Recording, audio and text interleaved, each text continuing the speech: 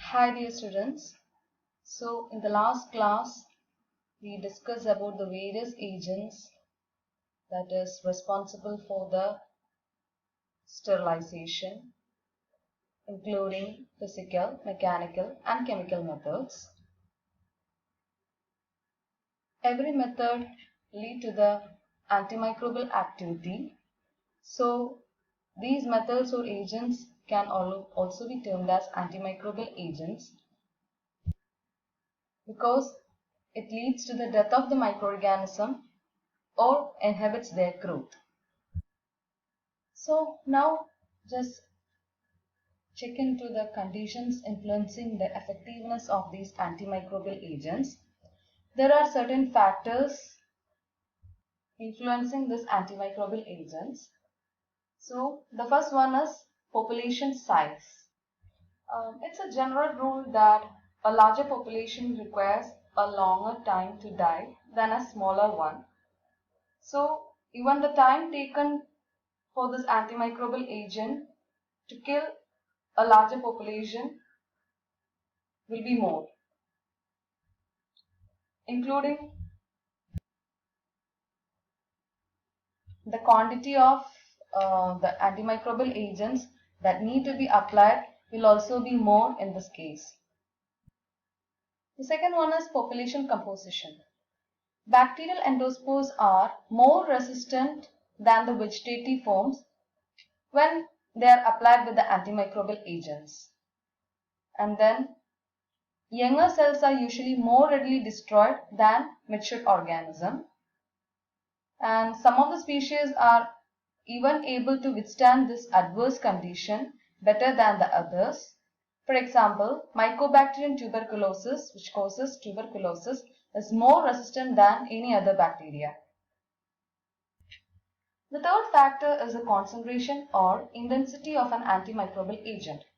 The more concentrated a chemical agent or intense a physical agent, the more rapidly the microorganisms are destroyed.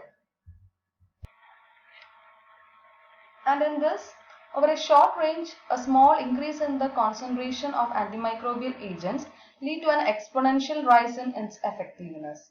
But beyond a certain point, if you are increasing the concentration, there is no significant effect in its killing rate.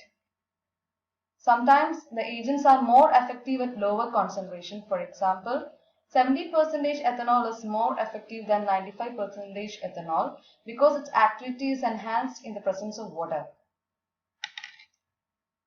And the fourth factor is duration of exposure. The longer a population is exposed to a microbicidal agent, the more organisms are killed. The fifth factor is temperature. An increase in the temperature at which a chemical acts often enhances its activity. And the sixth factor is local environment. The environmental factors that is surrounding it may either offer protection or aid in its destruction. For example, heat kills more readily at an acidic pH. When we are treating against a particular microorganism, the presence of acidic pH enhances the effectiveness of the heat method that is used. A second important environmental factor is organic matter, which can protect microorganisms against heating and chemical disinfectants. So the presence of organic matter is also having a significant effect on the effectiveness of antimicrobial agents that we are using. So now just we will check into certain terms to determine the effectiveness of heat. The first one is thermal dead point. It's otherwise known as TDP. It's defined as the lowest temperature at which a microbial suspension is killed in 10 minutes. Next one is thermal death time, TDT. This is the shortest time needed to kill all organisms in a microbial suspension at a specific temperature and under defined conditions.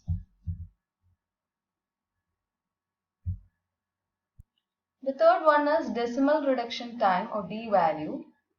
The decimal reduction time is the time required to kill 90% of the microorganisms or spores in a sample at a specified temperature.